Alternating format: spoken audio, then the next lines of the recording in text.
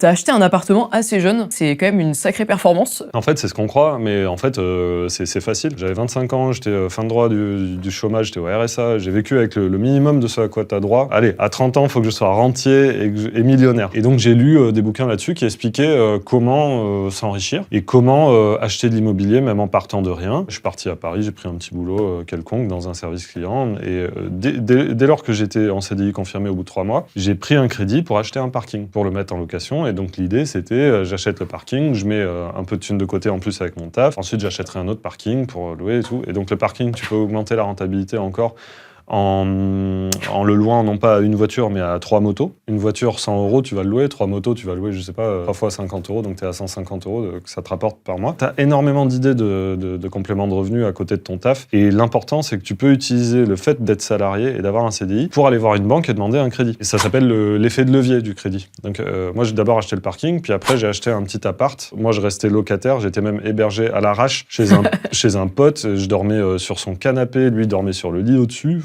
Pour te dire. Alors qu'au même moment, j'étais en train d'acheter un appart à Toulouse. L'idée, c'est ça. Tu chopes un crédit.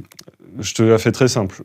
Les mensualités, c'est 400 €. Le loyer, c'est 430. Tu utilises l'argent des autres, celui du locataire, pour rembourser l'argent des autres, celui de la banque. Toi, tu fais 30 € de bénéfices au passage tous les mois. Donc, tu as un appart qui se paye tout seul, et en plus, tu gagnes 30 € tous les mois. Tu peux répéter l'opération autant de fois que tu veux. Voilà. Effectivement, c'est pas aussi simple que ça. Il faut quand même se renseigner. Il y a des risques quand même. Si tu mets un problème dans l'appart, tu dois gérer. Il y a des risques, ouais. C'est vrai. Ça a peut-être 5% de risque d'avoir des soucis avec ton locataire. Par contre, si tu fais rien, tu as 100% de risque de te retrouver avec rien du tout à la retraite. Ça, c'est sûr et certain. Moi, je préfère prendre des risques mesurés, des risques calculés. Et donc, j'ai acheté un deuxième appart, puis un troisième. Et puis après, j'ai investi un peu en bourse. Enfin, je me suis renseigné, quoi.